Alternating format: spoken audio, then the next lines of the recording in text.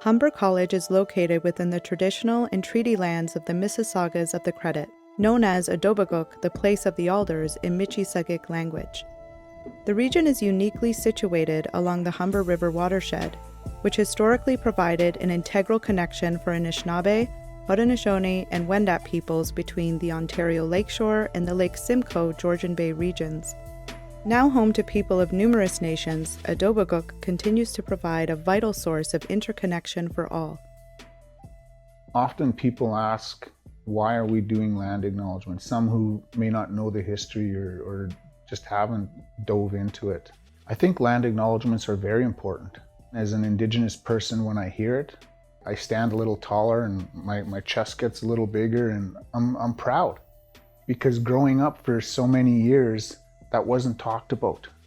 They didn't acknowledge it. It's like, okay, now we're finally acknowledging there were individuals, original peoples of this land. And to me, that's what that land acknowledgement says. Other people will think it's just a small piece, but for myself, being in education, it's a small foundational piece.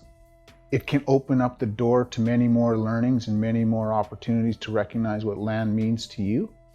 I'm reminded each and every time I do a land acknowledgement or I hear a land acknowledgement that it is just a symbol of so much more that exists, and that we as an institution and myself as an individual have made a commitment to support that knowing, and that it's going to mean that my students are going to benefit, and that we as an institution, as a community, are going to continue to grow and develop. That's what it does for me. Just making people aware of the territory they're in. I think they should know, because when we travel around Turtle Island, there's so many different land acknowledgements, different communities, different territories. They should understand how big. It's not just a reserve, it's the territory, the traditional territory of the First Nations. So that's why it's important for them to understand that and respect that. So I think land acknowledgements are beneficial to everyone on a personal level, whether you're Indigenous or not Indigenous, because it puts you in that place of gratitude. And you can acknowledge, the nations that were here and what treaty it is, but then we always encourage whoever is doing a land acknowledgement to then go a step further and relate it to themselves and bring themselves into this relationship, or bring their class into that relationship, and whatever topic you're speaking on, because absolutely any topic can be brought back to the land some way, somehow. For me, land acknowledgements are very personal, not just a memorization of words. It's speaking to what that really means to you.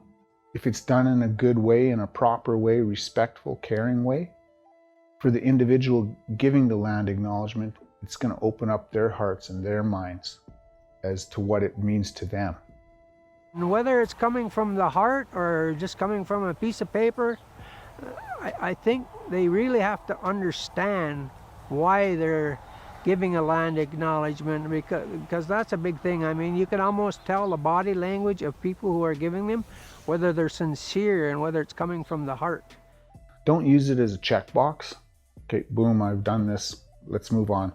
Really dive into that. What does that land acknowledgement mean to you personally? And some of the tips is, ask questions. Don't be shy. Don't think you're going to hurt my feelings if you ask for some advice, or that you're going to be disrespectful.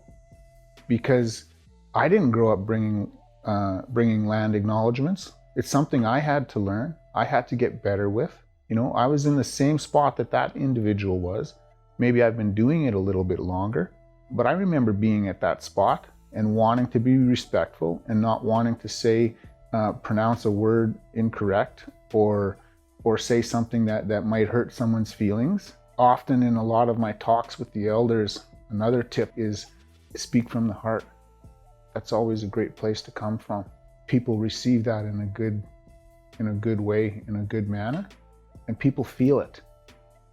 By doing that, that'll open up more learning opportunities for you to want to learn more and ask more questions, If you're nervous about giving a land acknowledgement because you don't think it's going to be good enough in whatever way, as long as you have the best intentions and you're speaking from a place of honesty and you're coming from a good place and it's authentically you, then it won't be a bad land acknowledgement. It's really the situations where you see people and you can tell that they don't want to be doing it, or they don't see the importance of it. And that's really transparent. Like, you can see that. It changes the whole purpose and the feeling you're supposed to get whenever you acknowledge and, you're practicing gratitude.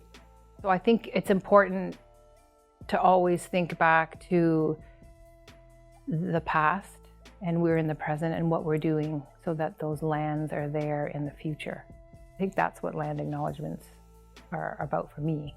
Not just having it on the course outline, but what does it mean for this particular course? What does it mean when we go out and then we revisit the land acknowledgement when we're actually on the land, as opposed to being in the classroom or online when they first read it or they hear it? Then we connect it when we go out to the land. What does it mean to be connected to the river, the Humber River, or what does Adobagog mean? And it's our job to look after the land and plan things for the next 7 generations, to make sure there's something for our kids, grandkids, great-grandkids that are coming along. So Think about the fact that we are so lucky to have the Arboretum here at the North Campus in our backyard. We have 250 acres of land there. And then at the Lakeshore, we have the grounds of the Lakeshore campus, we have the birds, we have the lake right there. So we have all of this space to be able to explore, but we also have a great deal to be grateful for and to find ways to connect to the land that is right here. And so that is something that has become clear to me. I would like to ask everyone to consider your own relationship and responsibility you have to this place, these lands and waters, and to all of your relations, not just the human relations, the birds, the animals. What words will you use to acknowledge these relations? But more importantly, we're at a point now where words and thoughts are no longer good enough. What actions will you take to honor them? Kinunaskumptuman, miigwich, newe, thank you.